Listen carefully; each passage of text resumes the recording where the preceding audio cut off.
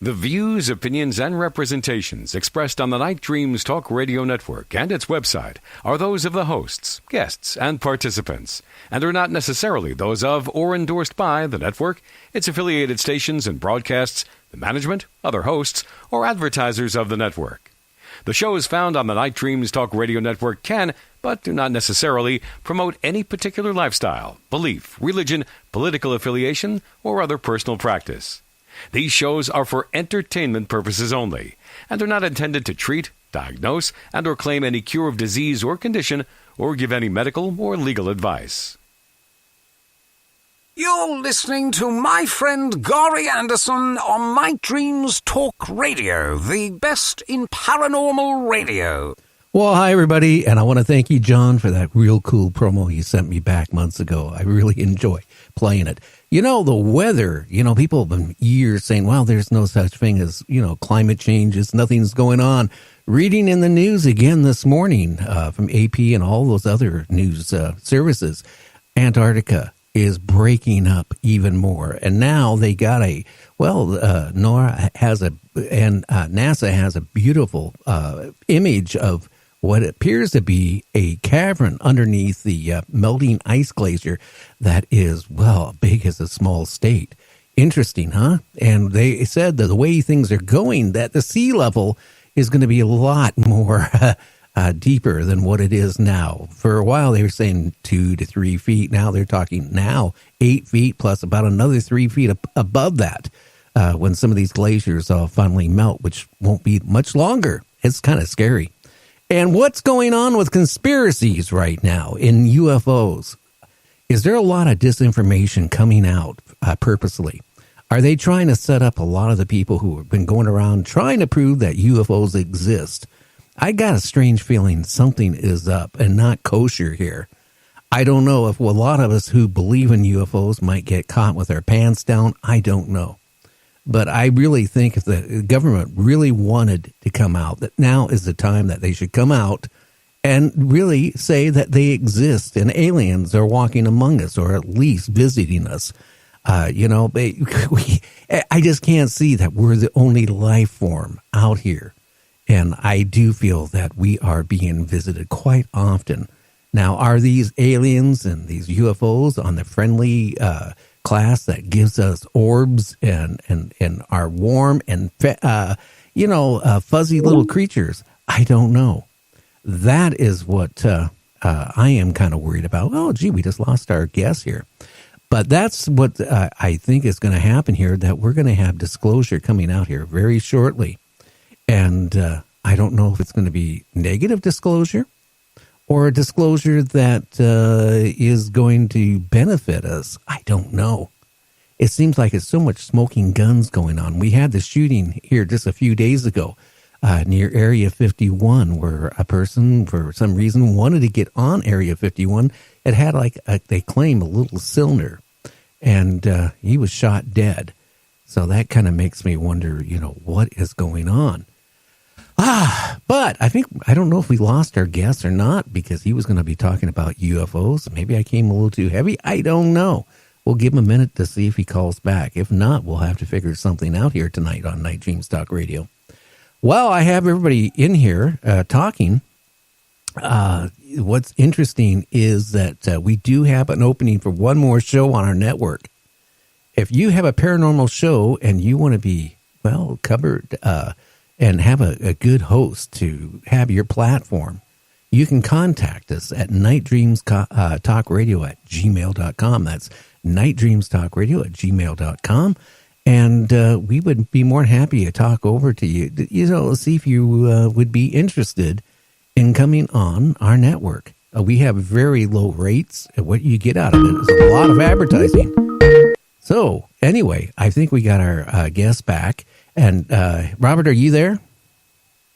I am, Gary. I'm sorry. Oh, that's no problem. I got one more little thing to do, and then I'm going to introduce you to all the listeners. Okay. Well, Robert Spicer will be back right after this on our show.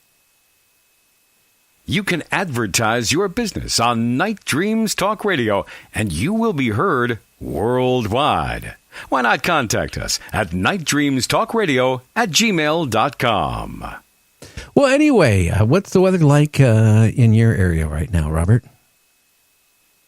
It's been pretty nice for Vancouver. We're one of the few places in North America that's quite mild. I was talking to a friend in Toronto the other day and saying that I was quite comfortable working outside in just a hoodie, which is kind of not the norm. It would be in Ontario right now. I've heard he was talking like, high 30s below, almost 40 below in some places.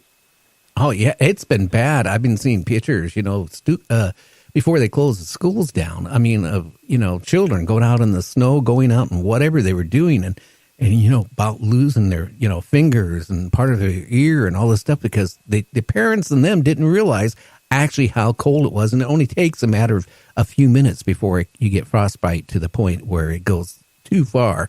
But, up here on the West Coast, I don't know if you noticed, they're saying Sunday up in Washington State.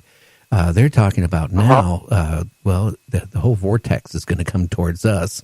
It'll be hitting here on Sunday. And they said that good possibility all the way up from Bellingham, all the way around Oregon, snow and cold temperatures.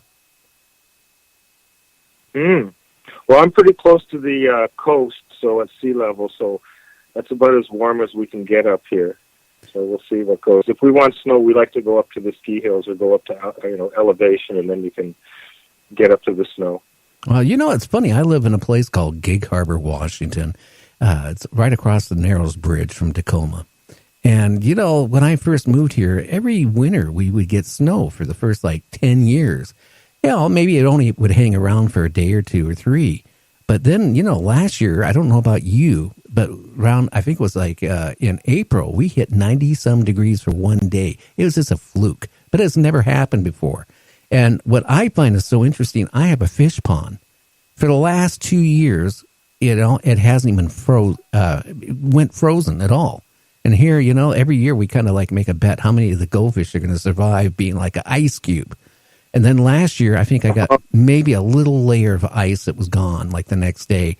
So far this year, it hasn't even got any ice on it. Yeah, no, the weather's... even when I was living in an area called Squamish for about 4 years, and that's just between Vancouver and Whistler. And literally the winters were very different each year. One would be quite mild, one was really drizzly, one was, quite a lot of snow.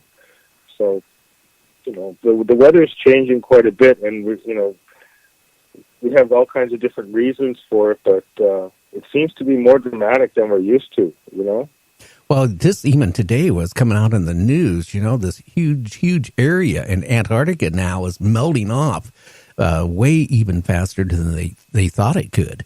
And they said when that area lets loose, and they said it's just a matter of 1 or 2 years, that right there is going to raise the sea level 3 feet. And then behind it is all going to come sliding down and do the same thing. And they're talking, 8 to 12 feet sea level raised within the next probably 10 years. Now, what that really means, if you live in Florida and a lot of states, I wouldn't be selling real estate. Yeah. Well, a lot of the world's population lives close to the coast, just in the sense of, it's a nice place to be, and there's port and there's commerce, and, and if you were to, raise the water, like you're saying, 3, 5, 8 feet, a lot of the cities and a lot of the populace would have to move. Oh, yeah. I mean, there's one city in Florida right now, when the tide comes in, it's already invading the streets. Just think of the Everglades and all this stuff will be totally gone. I don't know. I'm glad, in one way, I'm glad I'm 67 years old because I might not be around to see all this what happens, but I feel really bad for my grandkids. Yeah, the world, like you say, the world is a different place than when we grew up. It's with computers and geopolitics and stuff like that. It just seems that it's sort of much more and much more complicated and almost even much more confusing sometimes even. Oh, it is. Now, I know what we're going to be talking about, in the next minute or two, but I want to touch a little bit about the news here, what's been going on this week, the shooting near Area 51, where the guy, now there's been so many different reports. One that was he was at a gate. The other one, he actually went in a few miles into Area 51. He got out of his vehicle and supposedly had a canister. He was shot dead by security forces. You don't want to go on Area 51. Trust me, people. Don't even think about it. No, that's one of the few places where they're authorized to kill you. Oh, yeah. And there was a talk show host that she wanted to do that. She wanted to get a group of people to march on Area 51 and make a point. And thank God that never happened, because I got a funny feeling that would have made the news in such a negative way. And we have this going on this week, and then we got all this stuff, people talking about all these major disclosures that the government is supposed to be coming out about with UFOs. You got the problems going on with MUFON internally right now, that they're fighting with each other, and a whole bunch of bad stuff about MUFON is coming out.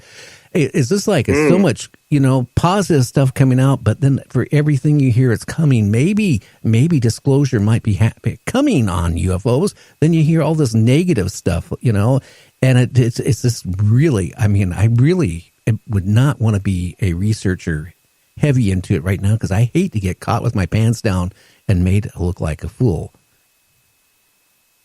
Yeah, it's a very hard subject to study. I've studied it for since I had my experiences in the mid-'90s, and I remember one researcher I spoke to, he said it was very difficult. He had to study 52 different subjects to get his head around it.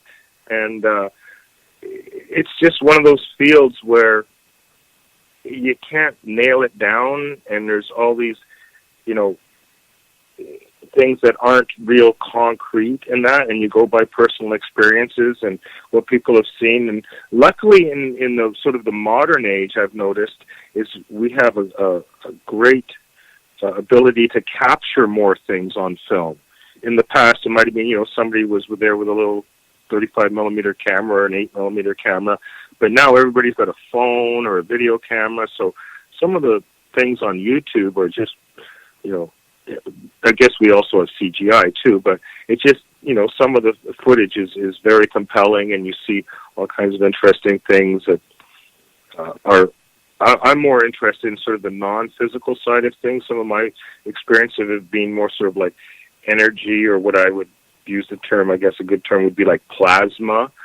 And so there's a lot of things that are going on in the world with the UFOs there's a lot of politics with it. And, I used to find that, people have jobs with it too. So they